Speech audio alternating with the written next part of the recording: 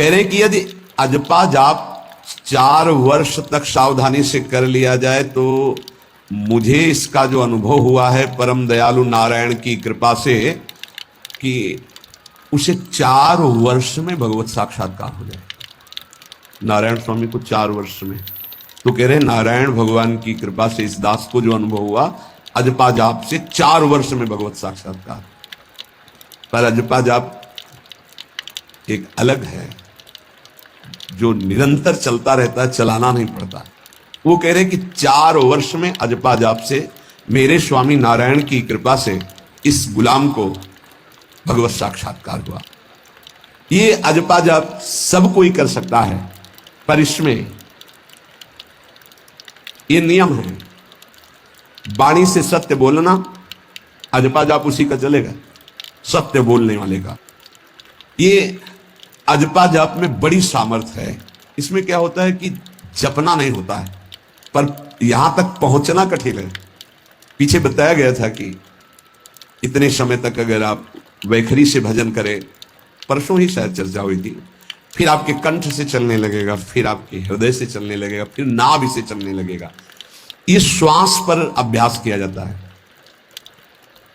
ऐसा जैसे आवाज ना निकले पर आप गुनगुनाओ, नाक की वायु को अंदर से काटते हुए नाम के द्वारा,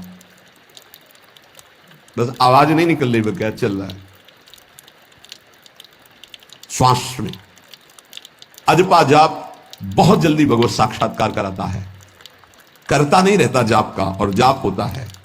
अजपा जाप को निरंतर चलाने के लिए एकांत में भगवान की कुछ स्तोत्र और प्रार्थना है, उनको गाइए और रोइए, प्रभु से प्रार्थना कीजिए, क्या मुझे अजपा जाप दे दीजिए, निरंतर भजन दे दीजिए। वो दे देंगे।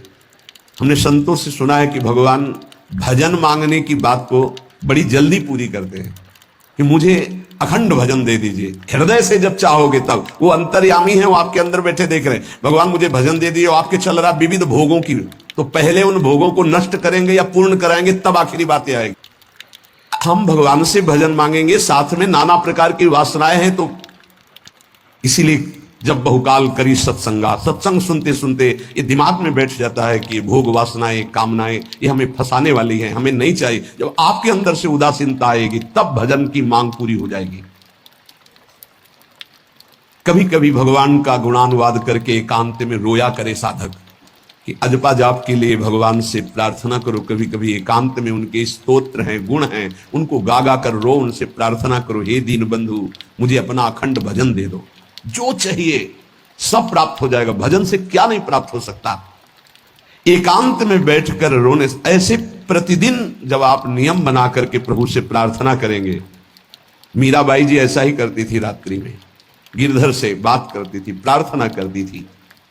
नारायण स्वामी जी कह रहे, उपासक ये बिल्कुल ध्यान रखे, यदि नाम सिद्ध करना है तो झूठ बोलना शपथ पूर्वक त्याग दे। झूठ नहीं बोलूंगा, सत्य बोलना इस अजपा जाप के लिए निहायत जरूरी है, निहायत जरूरी है।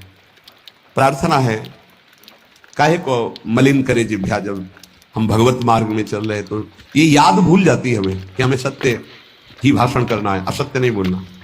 ये हमें भूल जाते हैं। क्यों भूल जाते हैं? क्योंकि माया का ऐसा प्रभाव। अगर हम भजन के प्रेमी हैं, भजन बढ़ाना चाहते हैं, तो हम झूठ क्यों बोले? सारे जगत में जो भी तुम्हारे सामने आवे, दृष्टि से उसको जरूर देखकर एक बार प्रणाम करो, मेरे प्रभु इस जीव जंतु के रूप में, जड़ के रूप में, चैतन्य के रूप में। इससे तुम्हारे हृदय में पवित्रता बढ़ेगी, अजपा जाप चलने में सहायक होगा। सत्य बोलना, भगवान से एकांत में रोकर प्रार्थना करना, सबके प्रति भगवत भाव रखकर प्रणाम करना, जिससे तुम्हारा कहीं दोष दर्शन नहीं होगा। किसी के मन को दुखाने वाली कभी बात न कहे, किसी को दुर्वचन न कहे, किसी का वैर भाव अपने हृदय में स्वीकार न करे। ये साधन मैंने स्वयं किया है नारायण की कृपा से।